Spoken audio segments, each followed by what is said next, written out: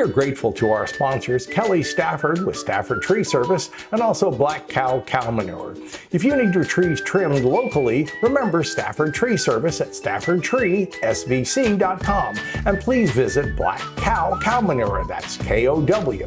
Remember, both of the contact details are in the description below. Hi, I'm Stan DeFreitas Mr. Greenthumb for the Ask Mr. Greenthumb Gardening Segments. Today, we talk about cabbage. I know it's a common vegetable that we all like to have. And why? Well, it's healthy.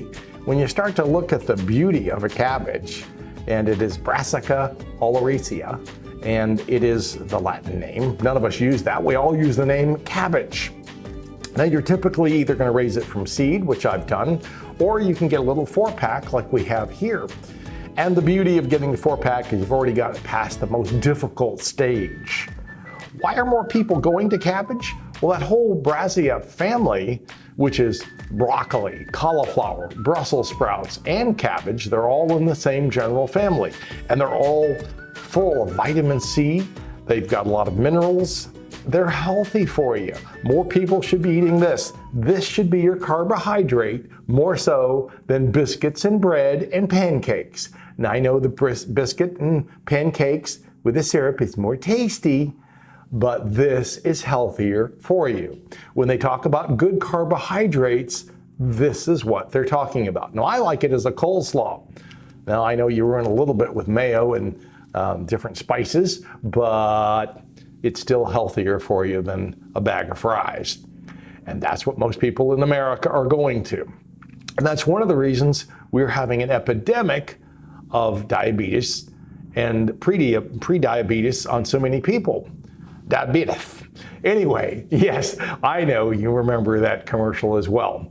This is something that is good for you. Now, this is an organic, means it hasn't been, it's certified. It hasn't been one that has a lot of chemicals, and we'll pick off some of the older leaves. Actually, if my cat was here, Tanner would probably do that for me because he likes to do that. If my brother were here, he likes to talk about cabbages and kings, but we won't go into his rhyme either.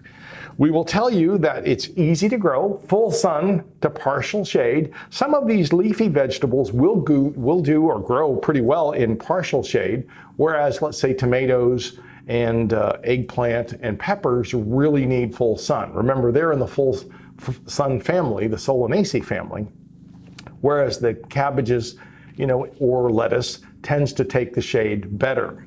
Now, you can make many dishes with this. I mentioned coleslaw. You can have, we had a dish the other night with some rice and some ground beef and layered effect, and it was fantastic. So it's healthy. It has a lot of different vitamins, a lot of different ways to use it. When you do plant them about the same depth that they were growing in this little container. Plant them out accordingly, about probably 18 to 24 inches apart. Give them a little room for space. If you plant them too close, well, they tend to monopolize each other's photosynthetic factory, and that could be a problem.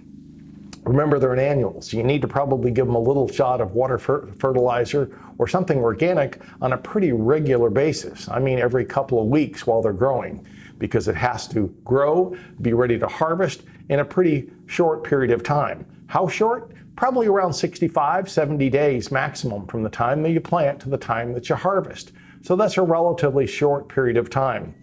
Cabbage likes it cool, so don't plant it in the middle of June, July, and August. Plant it when it's going to be cooler. In Florida, you probably would plant it during the winter season. Now, if you're up north or you're in an area where you do have, your summer is a summer that is not so intensely hot, you could plant them during your spring and summer as well. I have had them both in the spring and also in the fall, so you can have them over a pretty good length of period. You can raise them from seed. I recommend if you only have 4 of them, go ahead and get the 4-pack from your local nursery, and you probably will come out ahead. They're relatively, well, I say relatively cheap. I think this organic one went for around $5. So that's kind of expensive. That's the reason you should grow some of your own. You get to smell the great fresh air outside, you get sunshine on you, you get a little bit of exercise, and you get to eat better if you help grow it yourself. Remember that every Saturday morning at 10 a.m., we're going to be dropping new videos on your favorite platform. And that means we want you to tell all your neighbors and friends, hey, you ought to be listening to this Greenthumb Guide every Saturday at 10. So hit the subscribe button. And once again, thank you for watching.